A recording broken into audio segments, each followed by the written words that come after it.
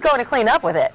Here with a mop doll is the author of Fun at Home, Dian Thomas. Hi, Dian. Welcome. Hey, thank you. It's great to be back. This is a great doll. It's got such personality. Isn't that fun? And it's all made out of a mop. You'll be interested to see the little fish down here to decorate him up. He has a little pole over here and a little straw hat, and I'm going to show you exactly how to make this so you can go home and make that. Okay, well, first we should tell everybody, start with a clean mop. That's right. Of course. Mop looks like this. You can get different sizes of mop. For the little fishermen, we have a little bit bigger mop than this, but this can make a darling little doll here. Right. The first thing you're going to want to do is take this seam and cover that seam up because that's going to show.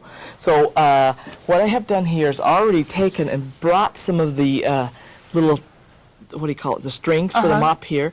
And then the easiest thing to do so you don't burn yourself while you're doing this is to put a little tape on it. So I took 8 strands, put tape on there, and then with the glue gun, we'll actually start putting a little bit of glue here, and you could bring that over and glue that down, and you can see how easy that is. It over, right. There we go. As long as you have that little tape there and then you can pull the piece of tape off, we'll actually let it dry. Right. Don't want to touch that as little as possible. Now, once you have the seam all covered up, as you can see here, the next thing is to divide the arms off up here. Now, if you're going to make a little girl, all the strands on the bottom will make up her skirt, and all you have to do is the arms. How do you know how long to make the arms, say, if you're doing some trimming on it?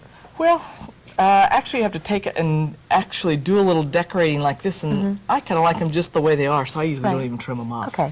Now, if you want to make it like a scarecrow, and you saw the scarecrow a little bit earlier, this one is taken and braided, so you actually divide those into 3, braid those off, and tie those here at the ends. And as you can see, the bottom part of this, we tie off and it looks like little pants. So that one is all set, ready for a head. So are we only using one mop for the entire project? Just one mop for the entire project. Now, to make the head, this is what the heads are going to look like, and we'll show you exactly how to make them. This is one first. I've taken a piece of material, done a basting stitch around here, as you can see the orange thread here, put a little background batting in the center of that, and if you'll hold that there, I'll show you how you pull this, and that makes the head. Great. So you tie this off, turn it over like this, as you can see. Then here are the eyes. With a little bit of makeup, you can just take that little blush that you have here and make the face. Your makeup will make the makeup on the little face. And again, you can add the freckles, which is what you did on the fisherman, and the rest of the face too, the mouth. Now this one is fun. You actually take a piece of muslin and just cut a little circle around it. This time we're going to make a little bit different head than we just did. You stitch all the way around 1/4 of an inch and then snip it every 1/4 of an inch around here so it'll turn. Turn this inside out like this, and then we'll push dacron and batting down on the hole. So you can see how that turns around. Once we have that out, we can start putting the dacron batting, and you may even have to press this before you put the batting into it, but you can see what happens. So when you get through, this is the head that you have is on both sides. You can see the little head. And then the last piece of this is, you might take a few of the strands and cut them off and cut little snips off like this when they're about probably 4 to 5 inches long.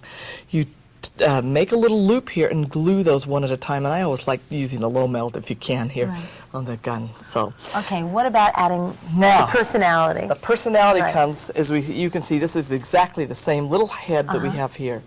Then you slip a hat onto that. As you can see, the little mop things are hid down in there. Slip that over and put a couple of ribbons there. We again have the cheeks here. Now, if you'll grab the glue gun, we'll just finish this one off. Just give me a spot of glue there, and all we are going to do is put the flowers in here, and then right down on the mop we've turned the arms like I was showing you earlier.